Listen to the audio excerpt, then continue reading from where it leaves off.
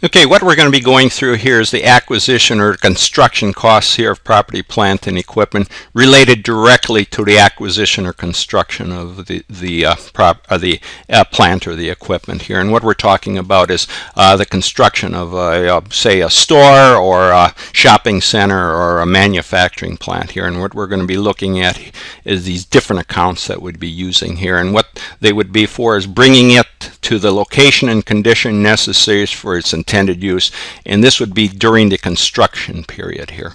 So first off, for property, plant, and equipment, what it has to be here, it has to be acquired for the use in operations and not for resale.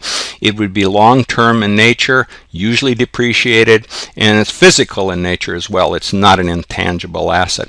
And what we're going to have here set up is we're going to have 5 separate accounts here. We can just go through them here quickly. We have a land account, we say a building account here if we had a building, and in any machinery equipment here that would be included in this acquisition or the construction here for our plant or equipment here. And then we would also have the land improvements broken out separately here, and then we'd have some capitalized interest here due to this acquisition or the construction of this building and this equipment here. So first let's go through our land account here, and I have it noted here. This is the land account here. We would not be depreciating the land here, and this is what would be required here to ready this land here for use. And again, the amount paid, any title searches, any professional fees, attorney's fees, recording fees, any assumed taxes. That is, if there was any taxes on this land that were sitting here when we purchased it, we'd have to take care of those, pay for those. And any attached liens,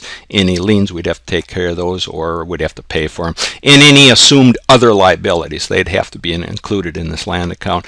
And any demolition of any existing items here that would have to be removed from this land. And then we'd be subtracting out any salvage. So if there was any salvage value out of any of the items here that were demolished or removed or sold off the land, that would be reducing our land account here. And then any property taxes here, either sitting on this land before we purchased it, that would be responsible, or property taxes during the construction period here. So there would be no depreciation, but it could be, or could have a write down in the future here. If this land all of a sudden had become much worth less in value, there could be a write-down involved here. Now let's move up to our building account here.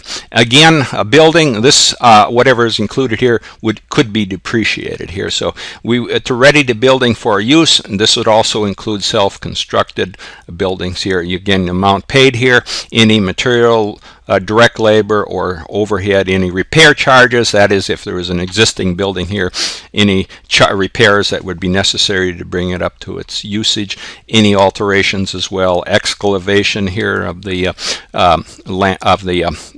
on the land here to get this building put in place here, professional fees, permits and licenses, architect's fees, any insurance premiums here during the construction period here, and any temporary structures that would have to be built here for this building, and that would be to put the building in use here. You may have to put up some temporary structures, or you may have to even have some other minor buildings here for the usage here. And then any property taxes here during the period here. But we do not include organizational expense, promotional expense, or any interest revenue. And what I mean by interest revenue, there would be some debt issued here to pay for this building and this land here, and it'd probably be put in the bank for a while and drawing some interest on it before payment was made. So the interest revenue would not be included in the building. It would just go into a regular account here.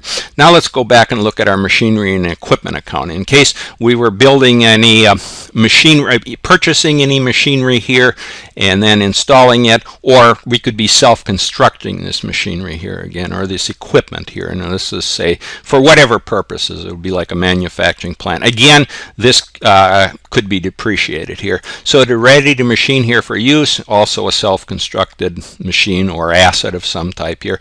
Again, the amount paid, any freight and handling on this machinery here, taxes on the purchase, insurance here in transit, insurance here in equipment, assembly and installation, anything required here to assemble or to install it to bring it up to its intended use here, and special foundations that I'm talking about about here is some machine, let's just say, has to be put on a certain cement foundation or something. Those would have to be included here as well in this machinery and equipment. And then any testing or startup costs here required. Those would be the pre-production costs here to get this machine running here, and be like any prototype type runs here, and any break-in here in startup costs, again, to get the machine running in condition here, ready for production. And then any cash discount here. Well, if we were offered a cash discount here to pay for this machine here by the vendor here, if we took the cash discount, or if we didn't take it, we still have to reduce here our machinery or equipment account here by the amount of that cash discount. And then if we had any material here, if there was any material involved, or our own direct labor here, like in a self-constructed machine, that would be included.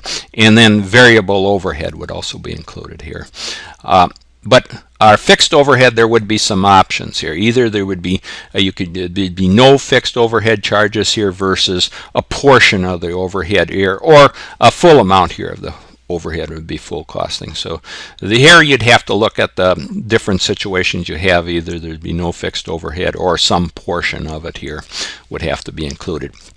Now let's go up here and look at this land improvements. Now remember, we had our land account here, and that was we had ready the land here for use, but there's also some land improvements, and we'll just look at the items here that might be included here. Again, that would be depreciable here on the land improvements, and if I didn't mention here on our machinery and equipment, that's also depreciable, that amount here. So for our land improvements, let's say again, ready the land here for use, that could be installing fences, parking lots, sidewalks, and so forth, and landscaping and so forth here.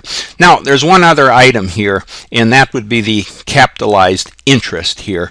And what we're talking about here is in order to take on this project here and to build our building here, buy our land, or have our purchase our equipment here, we're going to have to borrow some money here. And what we would do during the period here is, during that borrowing of that money, we can capitalize the interest cost here. It should be capitalized. So this the interest included would be for debt interest. Yes, here that would be only for debt interest. That is, any stocks or stocks that would be issued in exchange for this land or buildings, there wouldn't be any interest included that. So again, the land and building, we would be looking at, and you'd have to understand this here, the avoidable interest versus the actual interest here for the companies, and then we'd be using the lesser amount of those, but that's a separate topic here. But again, the revenue would not be included here if we're talking about equity stock or on the interest here, or equity stock. So if we issued equity stock here for this land here, we issued, say, the vendor here, whoever's selling us the land, we exchange it here for some company stock. Any interest here on this equity stock here would not be included. You only include the debt interest here when you're talking about capitalized interest. So let's just go back up here again. We went through these basic accounts here, and these are only just the overview here of just some basic items, just so you have an understanding of what would be included on these. You know that you have these 5 different accounts here. Let's just go through them again here. Your land account here, your building account here. That's if you have some buildings put on here. In your machinery or equipment account here, that's if you have any machines that you have to either self-construct or buy here for your operation here. And then the land improvements here, remember that's separate here from the land, and we looked at those. And then we have our capitalized interest.